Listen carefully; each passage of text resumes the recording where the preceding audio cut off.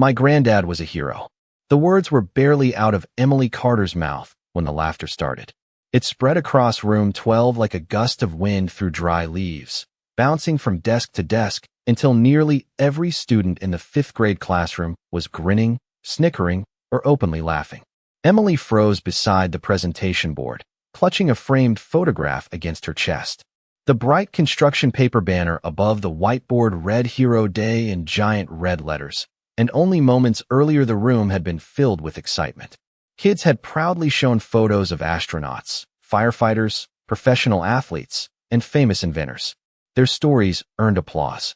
Their heroes earned admiration. Emily had expected the same. Instead, 23 pairs of eyes stared at the picture in her hands and saw nothing special.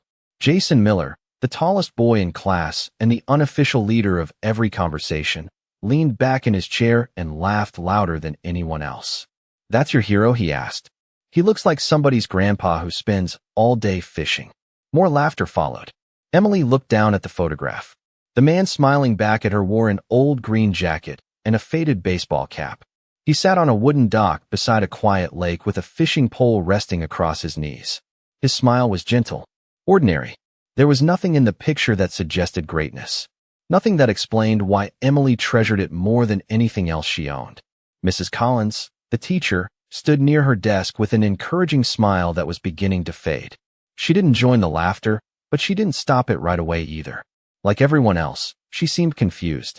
"Go ahead, Emily," she said kindly. "Tell us why you chose him." Emily swallowed hard. Her face felt warm. She hated speaking in front of people even on good days. Now every eye in the room felt twice as heavy. She tightened her grip on the photograph and glanced at the empty seat beside the window where sunlight spilled across the floor. Her grandfather always told her that courage wasn't about being fearless. It was about speaking when your voice wanted to disappear. Taking a breath, she looked back at her classmates. "Because my granddad was a Navy SEAL." The room exploded again. Several students laughed so hard they nearly fell out of their chairs. Jason slapped his desk. "No way," he said. "That old guy." Emily's stomach dropped. She had expected doubt. She hadn't expected mockery. "It's true," she said quietly. "He was." Jason shook his head. "My uncle was in the Navy. He doesn't look anything like a SEAL." More giggles followed.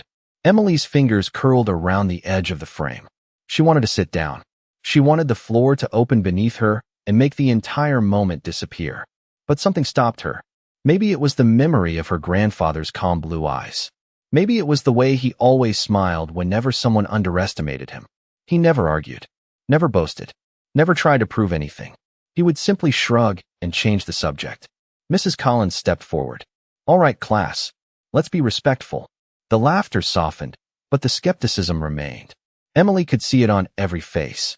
They didn't believe her. Not one of them. She looked at the photograph again. The old man sitting beside the lake seemed completely unaware that, 50 miles away, a classroom full of children was questioning the story of his life. And somewhere deep inside Emily, beneath the embarrassment and the doubt pressing against her from every direction, a small voice whispered that before this day was over, everyone in that room would wish they had listened. The room settled, but only on the surface. Beneath the forced quiet, whispers continued to drift between desks like paper airplanes no teacher could catch. Emily returned to her seat near the back window and carefully placed the framed photograph on her desk. She tried to focus on the next presentation, but every few seconds she caught someone glancing her way. Some looked amused. Others looked curious. Most simply looked unconvinced. Jason Miller seemed determined not to let the moment die. As another student spoke about a famous baseball player, he leaned sideways toward a group of boys and whispered something that made them laugh again. Emily heard her grandfather's name mixed into the conversation. She stared at the photograph and pretended not to notice. Outside, a gentle spring breeze rattled the budding branches of the maple trees lining the schoolyard. The sunlight painted long golden rectangles across the classroom floor. Everything looked peaceful. It did not feel peaceful. 20 minutes later, Hero Day presentations continued. One student showed a picture of an astronaut. Another talked about a decorated police officer. Each story received polite applause. Then Mrs. Collins glanced toward Emily's desk again. "Emily," she said, trying to sound encouraging, "did your grandfather ever tell you any stories about his service?" Several heads immediately turned. Jason smirked. Emily hesitated. Not really. Not really. Jason repeated loudly. That is convenient. A few students chuckled. Mrs. Collins shot him a warning look, but the damage was done. Emily could feel her confidence shrinking. The truth was that her grandfather rarely spoke about the past. He never corrected people, never explained himself, never displayed medals. The walls of his small lakeside home held fishing photos, family pictures, and old landscape paintings. Nothing that looked heroic. Nothing that would impress a classroom full of children. Maybe he is secret, one student joked. More laughter followed. Emily lowered her eyes. Then she remembered something. Slowly, she reached into her backpack. I do have something. The room grew slightly quieter. She pulled out a worn manila envelope. The edges were creased and faded from age. Her grandfather had given it to her years ago and told her to keep it safe. Inside were a few old photographs and a single folded note written in neat block letters. Emily carefully removed the top photograph. It showed 5 young men standing together beneath a bright sky. Their faces were sunburned and smiling. The picture looked decades old. One corner had been torn away, leaving part of the image missing. Mrs. Collins stepped closer. May I see?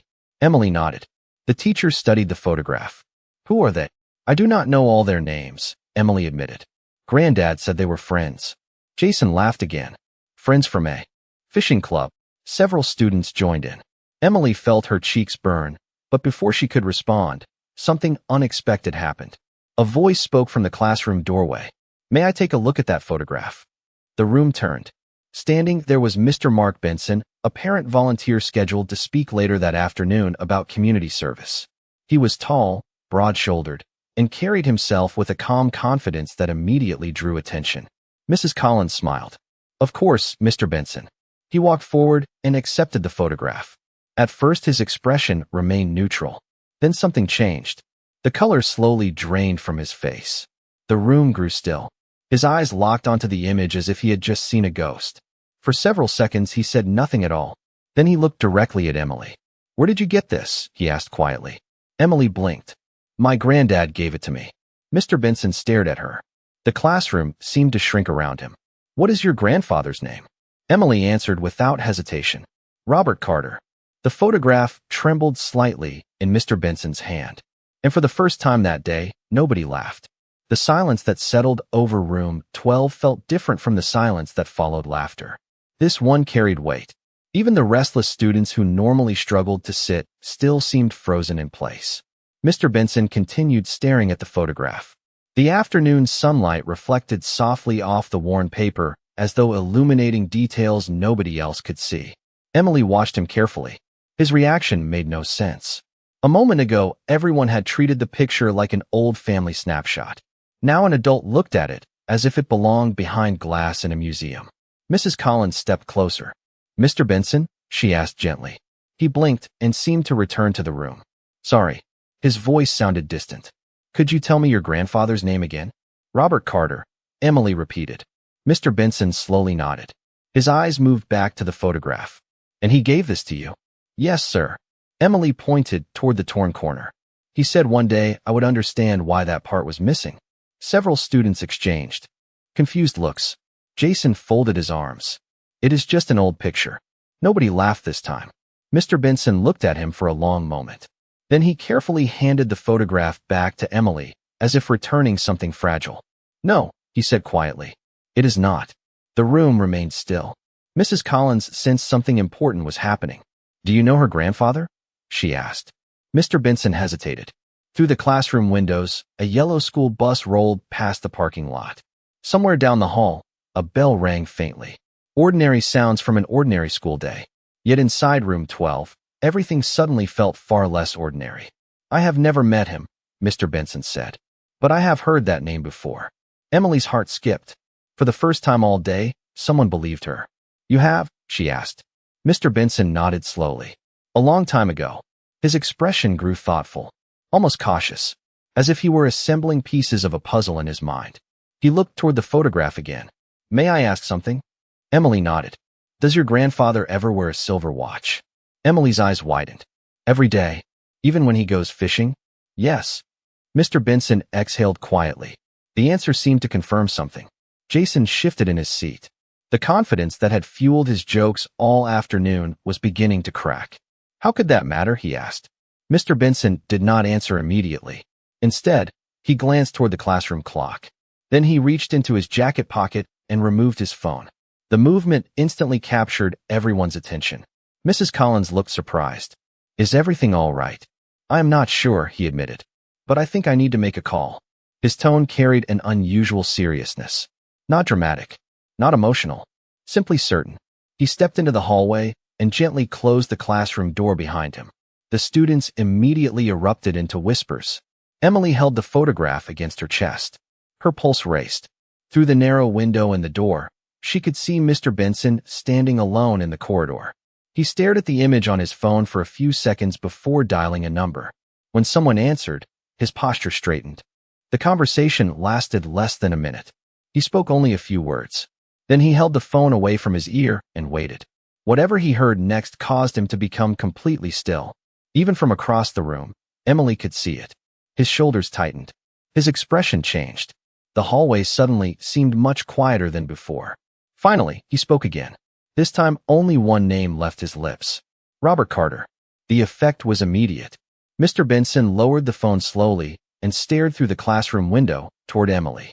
His eyes carried a look she had never seen before. It was not surprise anymore. It was respect.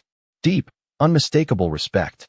And somewhere far beyond the school walls, a conversation had just begun that was already moving much faster than anyone inside room 12 could possibly imagine. Emily could barely focus on the rest of the afternoon. The classroom continued moving forward as if nothing unusual had happened, but the atmosphere had changed. The students still listened to presentations. Mrs. Collins still guided discussions. The clock above the whiteboard still ticked steadily toward dismissal. Yet every few minutes someone glanced toward Emily. Even Jason seemed distracted. The certainty that had fueled his teasing earlier was fading, replaced by an uncomfortable curiosity. Mr. Benson returned to the classroom 10 minutes after his phone call. He carried himself differently now. His calm confidence remained, but there was something else beneath it. Something careful, measured, like a man carrying information he did not know how to explain. Mrs. Collins welcomed him back and invited him to begin his scheduled presentation about community service. He stepped to the front of the room, but before speaking, his eyes briefly met Emily's. He offered a small nod. It lasted only a second, yet somehow it reassured her more than any words could have. As the presentation continued, Emily found herself drifting into memories. Her grandfather had never looked like a hero from the movies. He drove an old pickup truck with faded paint. He wore flannel shirts during winter and spent summer mornings repairing fishing reels on his back porch. His hands were rough from years of work. His laugh was quiet. His life seemed simple. She remembered one evening beside the lake the previous fall. The sky had glowed orange as the sun settled behind the trees. They had sat together on the dock with their feet hanging above the water. Emily had asked him whether he ever missed being younger. Her grandfather had smiled and watched a pair of ducks glide across the surface. No, he said. Every season has its purpose. She had not fully understood what he meant. Then she remembered asking another question. One she had asked many times before. Were you really famous? The old man laughed softly. Not even close. Then why do people keep sending you letters? He had looked down at the silver watch he always wore. The same watch Mr. Benson somehow knew about. For a moment, her grandfather's smile had faded into something thoughtful. Sometimes people remember things differently than you do. Like what? Emily had asked. He stared across the lake for several seconds before answering. The people you help often remember more than the person helping. Then he changed the subject, just as he always did. Back in the classroom, Emily touched the corner of the framed photograph resting beside her desk. Suddenly those words felt different. More important, the final school bell was less than 30 minutes away when a soft knock interrupted Mr. Benson's presentation. Mrs. Collins opened the classroom door. A school secretary stood outside. She looked slightly out of breath. Sorry to interrupt, she said. There is a call for Mr. Benson. Several students exchanged looks. Mr. Benson excused himself and stepped into the hallway once again. This time he returned much faster. The moment he entered, Emily noticed the change. His expression had become impossible to read. Not nervous, not surprised, just focused, very focused. Mrs. Collins immediately noticed it too. "Everything okay?" she asked quietly. Mr. Benson glanced toward the windows overlooking the front parking lot. Then he checked his watch. "Yes," he said. "I believe so." The answer sounded strangely incomplete. Outside, a distant engine hummed somewhere beyond the school grounds. Then another. Emily did not know why, but a chill ran down her spine. Mr. Benson looked at her one more time before taking a slow breath. It was the look of someone waiting for something significant to arrive. And for the first time all day, Emily realized that whatever was happening had moved far beyond a classroom presentation. The final half hour of the school day seemed to stretch endlessly. Outside the classroom windows, the spring sunlight had begun to soften, casting long shadows across the playground and parking lot. Inside room 12, even the students who usually counted every minute until dismissal had become unusually quiet. Something about Mr. Benson's behavior had captured everyone's attention. He had stopped checking his presentation notes. He had stopped talking about community projects. Instead, he occasionally glanced toward the front entrance visible through the hallway window. Each glance lasted only a second, but the anticipation behind it was impossible to miss. Emily sat motionless at her desk. The photograph rested in front of her. For years it had been nothing more than a treasured family keepsake. Now it felt like a key to a door she had never realized existed. Her fingers brushed the torn corner again. Suddenly she remembered something else. A detail she had not thought about in years. One rainy Saturday afternoon, she had found her grandfather sitting alone at the kitchen table. Spread before him were several old photographs. Most had already been returned to a cardboard box. Only one remained. The same photograph now sitting on her desk. She remembered pointing at the missing corner. "Why is that part gone?" she had asked. Her grandfather had stared at the picture for a long moment. The sound of rain tapping against the windows filled the silence. Finally, he smiled and folded the photograph away. "Because some stories belong to other people." "What does that mean?" Emily had asked. He had gently tapped the photograph. "One day somebody might recognize what is missing." At the time, the answer had made no sense. Now those words echoed in her mind. Across the room, Jason appeared increasingly uncomfortable. He kept looking toward Emily and then quickly looking away whenever she noticed. The confidence that had made him the loudest voice in the classroom earlier was nowhere to be found. Curiosity had replaced it. Curiosity and something else. Uncertainty. The classroom clock ticked toward 3 o'clock. Then a low rumble drifted through the windows. It was faint at first. Several students glanced outside. The sound grew louder. Not dramatic. Not alarming. Simply unusual for a quiet elementary school. Mrs. Collins paused mid-sentence. "What is that?" she asked softly. The secretary suddenly appeared in the doorway again. This time she did not knock. Her face was flushed. "Mrs. Collins?" she said. "The principal would like to speak with you immediately." The teacher looked confused. "Right now?" The secretary nodded. "Right now." Mrs. Collins stepped into the hallway. Through the open door, the students could hear hurried voices. More footsteps followed. Then another voice joined the conversation. Then another. Whatever was happening outside room 12 seemed to be spreading throughout the building. Mr. Benson stood slowly. His eyes remained fixed toward the front entrance. He no longer looked surprised. He looked certain. Emily watched him carefully. "Mr. Benson?" she asked quietly. He turned toward her. For a brief moment, the seriousness disappeared from his face and was replaced by a gentle smile. "Your grandfather sounds like a remarkable man." Emily swallowed. "You really know who he is, do not you?" Mr. Benson glanced down at the photograph one final time. His eyes lingered on the missing corner. Then he looked back at her. "I think," he said carefully, "that a lot more people know who he is than he ever wanted." Before Emily could ask another question, movement outside the windows caught everyone's attention. Several dark vehicles had just entered the school parking lot. One after another. Quietly. Deliberately. The entire classroom rose from their seats to look. And somewhere deep inside, Emily suddenly understood that her ordinary school day was about to become something nobody in room 12 would ever forget. Every student pressed closer to the windows.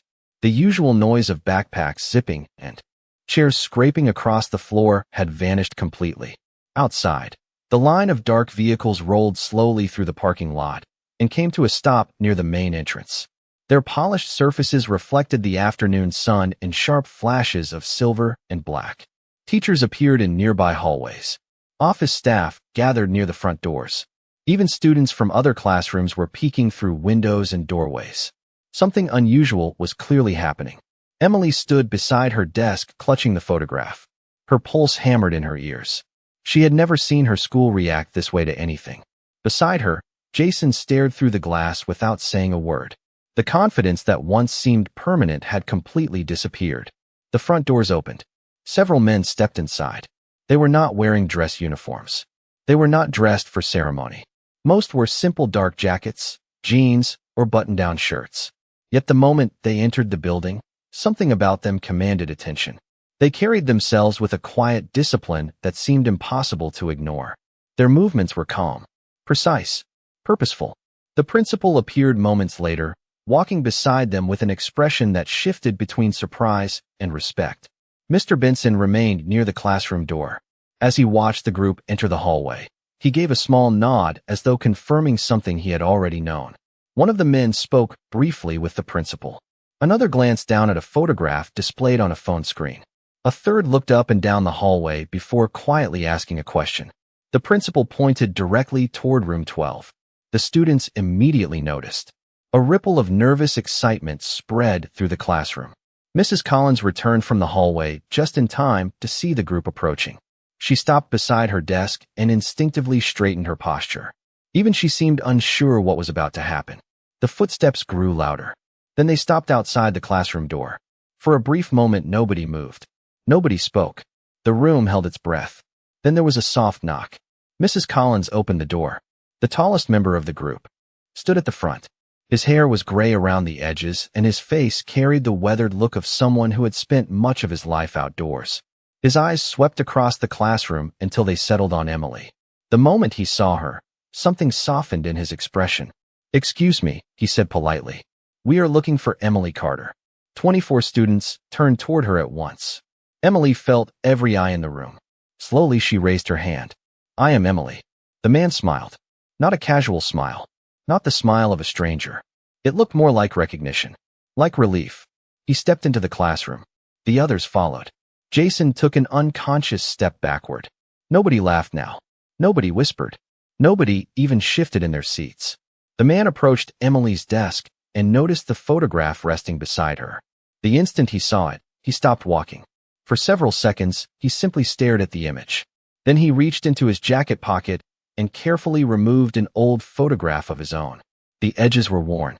The paper had yellowed with age. Without saying a word, he placed it beside Emily's picture. A collective gasp swept through the room. The two photographs were identical. Almost. Emily immediately saw the difference. The missing corner from her photograph was not missing in his. The complete image revealed a sixth person standing beside the group. The man's eyes never left the picture. "I have been carrying this for 38 years, he said quietly. Then he looked at Emily.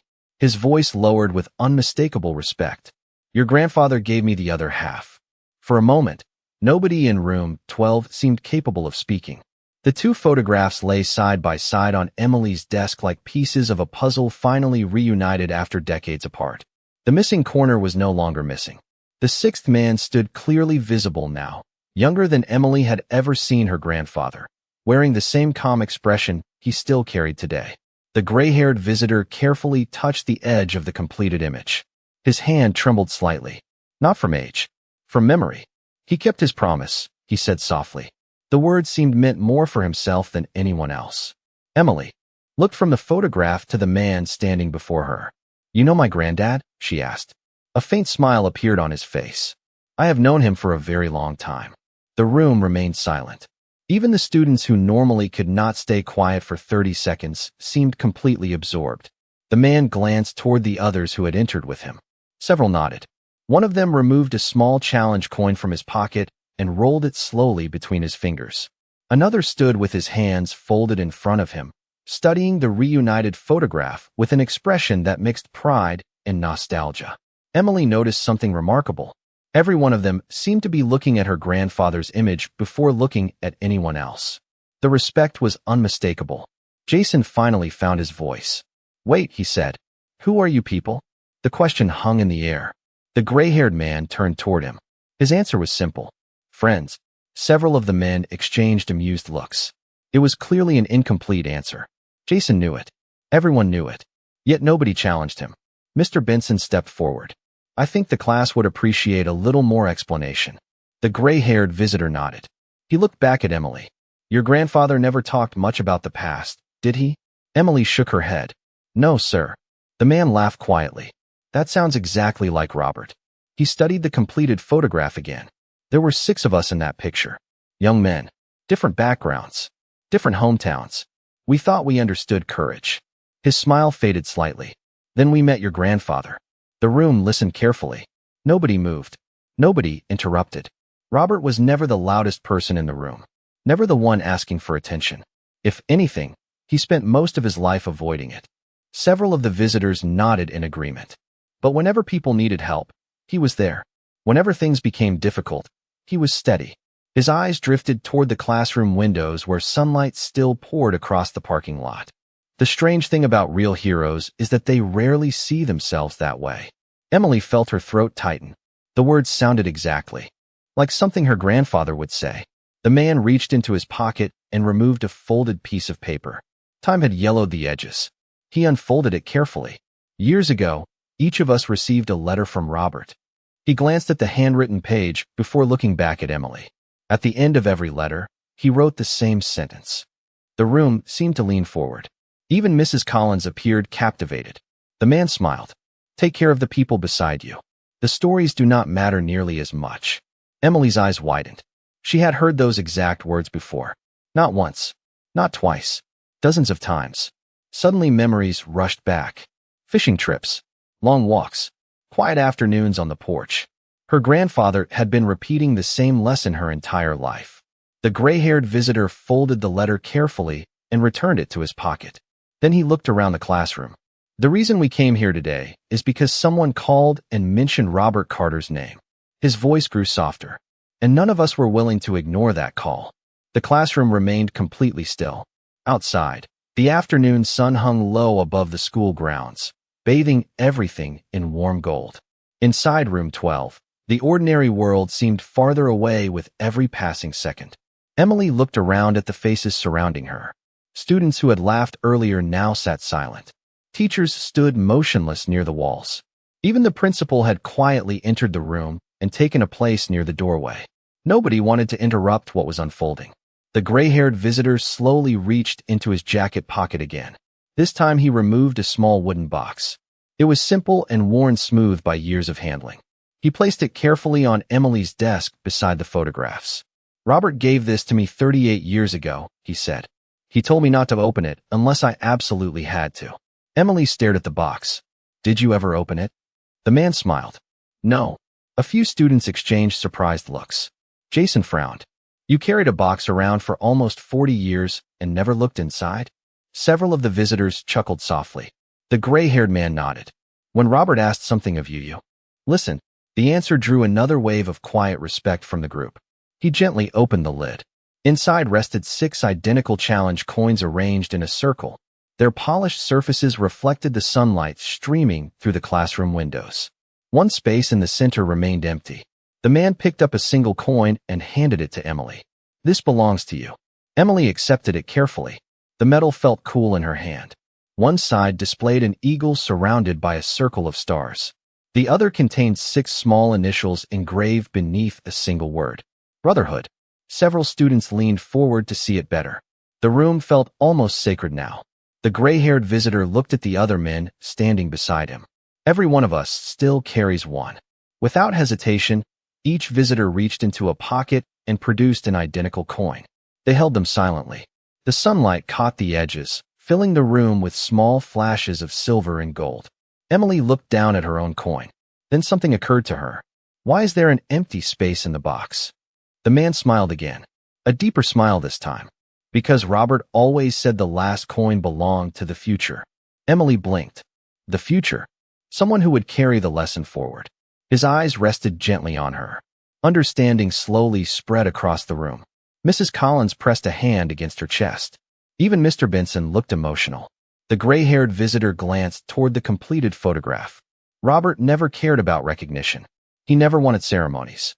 He never wanted people standing around talking about him. Several of the men nodded immediately. In fact, He would probably be embarrassed if he knew we were all here. A ripple of laughter passed through the group. Warm, genuine, familiar, the kind shared by people connected through decades of friendship. Then the visitor's expression became serious again. He turned toward the students. Earlier today, some of you laughed at Emily. Several children lowered their eyes. Jason looked especially uncomfortable. The man did not sound angry. He did not need to. You saw an old photograph and assumed you understood the person in it. The room remained silent. That happens more often than you think. His gaze drifted toward the image of Robert Carter sitting peacefully beside the lake. The strongest people are often the quietest. The most important stories are often the ones nobody talks about. Then he looked back at Emily. The respect in his eyes was unmistakable. And your grandfather spent a lifetime proving that truth. At that exact moment, every person in the room seemed to understand that they were witnessing something far bigger than a school presentation. They were watching a legacy reveal itself. The final bell rang, but nobody moved. Backpacks remained on the floor. Chairs stayed where they were. For once, not a single student rushed toward the door. The room was held together by something stronger than routine. Emily stood quietly beside her desk, the challenge coin resting in her palm. The metal felt heavier now, not because of its weight, but because she finally understood it carried something invisible. Trust, memory, responsibility. The gray-haired visitor looked around the classroom one last time. His eyes settled briefly on the students, then on Mrs. Collins, then on Mr. Benson. Finally, they returned to Emily. There is one more thing, he said. He reached into his pocket and removed a phone. After tapping the screen a few times, he turned it toward her. A photograph filled the display. Emily immediately recognized the setting. The old wooden dock beside the lake. The familiar fishing pole. The faded green jacket. Her grandfather sat exactly as he always did. The photo had been taken that morning. That was today? Emily asked. The man nodded. About 3 hours ago. Several students leaned closer.